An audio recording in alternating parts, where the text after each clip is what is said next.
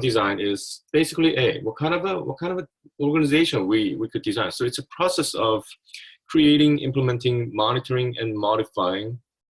Yeah, and you can think about structure, processes, the procedure of an organization. Yeah, these are all abstract concepts. So let me get to the real world example. So, well, the best organization we can talk about is the CSCSB, so university, right? University has to have some sort of organizational design. So what kind of organizational design we have? Yeah, we have a university deans of, I mean, the admin, right? Administration, university administration. Under that, we have different colleges, right? In the president office, I mean, the president office is the admin. I mean, there are lots of, officers in the president office. Under that, we have college, right? College has dean, and dean has dean's offices, right? And we have departments, right? So each department is academic unit, right? So there is some sort of, division of labor, right? Because you can see the division of labor because department of, each department, academic units are those units who actually runs the teaching activities, right? And admins, they're providing support, right? There are some sort of division of labor because these units are divided by the tasks, different tasks. Right? So, and what kind of process? Hey, we have to think about enrollment process, right? Because enrollment process is kind of a front stage operation, right? Because that's where students and university interact, right? What kind of procedure? Hey, how do we provide learning experience, right? Students get to a chance to enroll themselves, right? That's the first step. And procedure, they have to be in the class or they have to take the class online, right? These are procedures, right? And how do we give students grade, right? So there has to be grading procedures, right? Yeah, so these are all things considered for the organizational design, right? How do we hire faculty members? How do we compensate them? How do we penalize them, when they're in a disciplinary situation? How do we incentivize them? These are all structures, processes, procedures, right? These are all consideration, right? If there is no penalty and incentive, then you're allowing, what kind of behavior? You're giving total freedom, right? Total freedom sounds great, but total freedom sometimes, ends up creating chaos, right? So you got to have some sort of control, right? So these are the issues of organizational design. So we can think about structure and culture and control, right? Three things. So organizational inertia. So I wanna spend some time to just only focus on key concepts here, as I promised earlier of this class. So number one concept is organizational inertia. It's a firm's resistance to change the status quo. It can lead to a firm's subsequent failure. Yeah. So organizational inertia is, let's say, hey, it's like a mindset that I don't think we have to really run a risk, right? Maybe we just, we're too busy to just serve the current, the needs of our current customer. That's kind of the organizational status, right? Questions are some of the reasons why managers do not assess the inertia within the firm. The thing is that it's a kind of a mental dilemma. They don't know they are suffering from organizational inertia. They think that they're taking risks and they think they're still doing good. Yeah, just slowing down and stay quiet and stay safe. They believe these are the best bets at that status. That's where this kind of they're getting into this vortex, right? So if in a graphical way, we can think about the organizational inertia in this way. Yeah, it starts from here on my pen here. It starts from, so organizations are constantly responding to the external shifts and internal shifts, both, right? And when they start business, they pursue the mastery of or fit with current environment, right? Between the internal shift and external shift. They conduct an analysis of pistol factors, right? Then they come up with the relevant resource or the strategic goals, such as accelerated growth, right? So these are internal shifts. Hey, if you want to pursue accelerated growth, what kind of a resource do you need the most? Okay, financial resources, right? So you come up with the resources to respond the external shifts and internal shifts, right? If you were going into entry into new market, if that's in your internal shifts, right, then, well, you have to come up with the relevant resource as well. And also, you know, you're pursuing the mastery of and fit with the current environment, right? Considering these two elements, right? Second thing, now you finally achieve some success, right? Let's say you finally entered a new market, right? That's success. Then you get an idea about what kind of financial metrics that you hit, right? Hey, financial metrics is what? Hey, you know what? After we enter this market, we finally hit 30% growth. That's financial metrics, right? 30% growth in terms of profit, right? 3, structure, matrix, and systems to accommodate and manage size. That's a third step. Now, basically what you're trying to do, what you're going through is what? Becoming better and better with what you're doing, right? Long story short, becoming better and better. It leads to, ironically, the organizational inertia, because what? Now that you have achieved some success, meaning that success is not just for free, right? You're learning. You have learned a lot. You believe that you learned a lot of things, and the thing is that you kind of slow down the learning. You kind of slow down suspecting. You kind of slow down, challenging the status quo. You're just accepting the status quo. You become just the status quo. That's organizational inertia we talk about here. So when the structure determines how the work efforts of individuals and teams are orchestrated, it determines how resources are distributed. So there are 4 building blocks when you think about the organizational structure. Number 1 is specialization. Specialization means, also short, probably you'll be very understanding if you read the book. Specialization means that, hey, last time I talked about the division of labor, right? Division of labor means what? You do the work that you do all the time. So if you remember, probably you're too young to understand my movie reference. My movie reference is getting obsolete.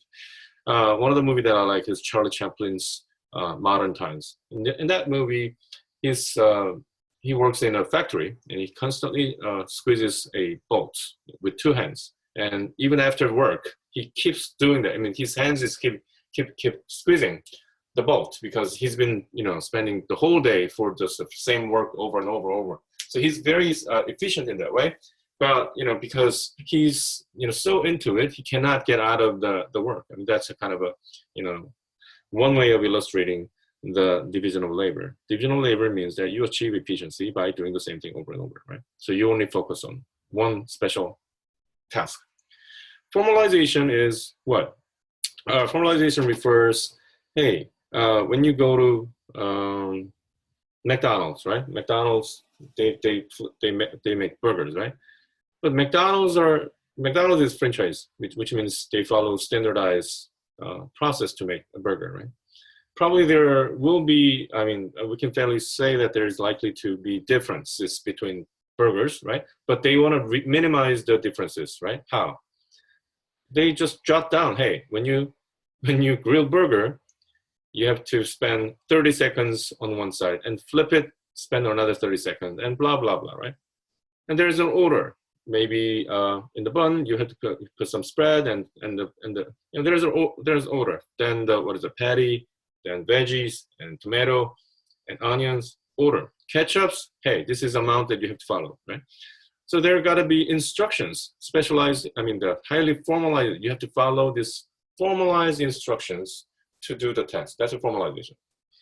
Centralization is about authority, right?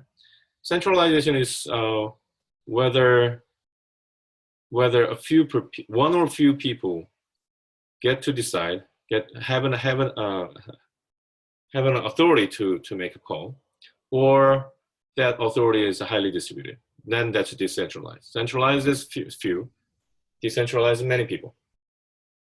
Hierarchy is well, how do I explain this? It's more of a steps to go through to get the final authorization, right? Centralization means it could be less hierarchy, even if a centralized organization. One person decides everything, but with the person works with a lot of division. There's no hierarchy, just only one person to pass.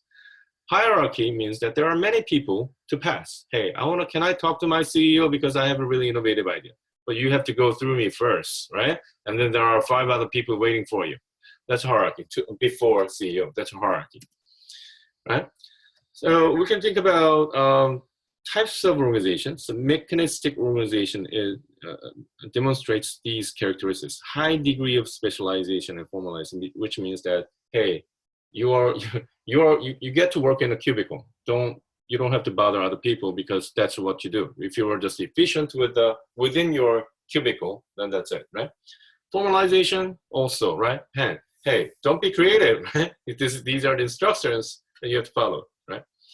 Tall hierarchies. There are many people they have to go through to talk to CEO, right? It really rely on centralized decision making. Yeah, centralized and the hierarchies. This is the workplace that you just end up, right? Many entrepreneurs says that they quit their current job because they don't like this kind of a mechanistic organization. They spend all the time in the cubicle without knowing what they're doing, and what they're doing, even if they're sharing the same office. And they have to wait for a long time when they have a innovative idea to talk to until you get the chance to talk to the CEO.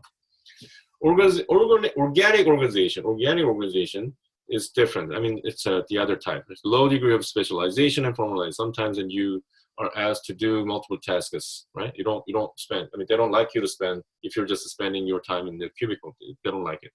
Formalization, they really rely on they really invite your creativity, right? Flat organizational structure, decentralized decision making. I mean, flat, like I said earlier, flat organizational structure can be still centralized, right? One person can decide everything, but usually organic organization leverages upon the feature that decision making is highly centralized, which fosters some sort of creativity and innovation, right? What's the difference between the mechanistic and organic organization? These are major differences. Mechanic organization works like a factory. Each individual are asked to work as a kind of a part. So movie reference, the Incredible 2, right? Incredible 2 is released. We talk about Incredible 1. Incredible 1, if you remember the scene that Bob Hart, his name is Bob Hart, right? Mr. Incredible. Mr. Incredible called upon from his boss, right? His boss pointed at a clock, right? Clock which was hung on the wall, and he just gave a nice analogy about the organization comparing to the watch. So he's asking Bob Hart to work as a part, right? It's calling the organization firm as a kind of large clock, right? And you're a part. So if you're not functioning well, then the large clock wouldn't just work well, right? That's how it illustrates how a firm works. Well, that's exactly what he was talking about. I mean, what he was talking about is exactly the characteristics of a mechanistic organization. Well, if you remember the circumstances Bob Hart was working at, he's spending the whole time in the cubicle, right? So this is a organized way of the organizing. The two major differences: mechanical organization, organic organization. These are all the considerations given by on the left part here, the building blocks we talked about here, right? Four building blocks: specialization, formalization, centralization, and hierarchy. And business strategy is something else. So mechanistic organization, I mean, when I was talking about these differences, it sounds like organic organization sounds much better, right? It's more free.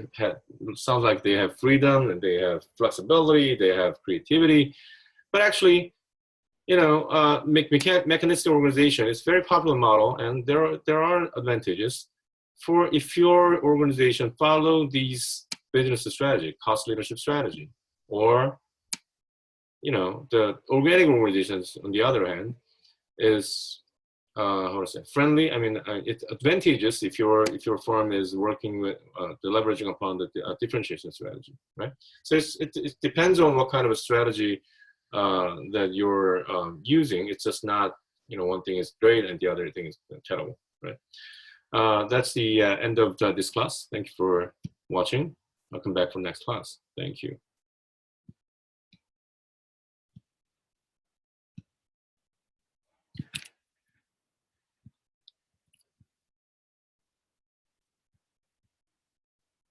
Mm.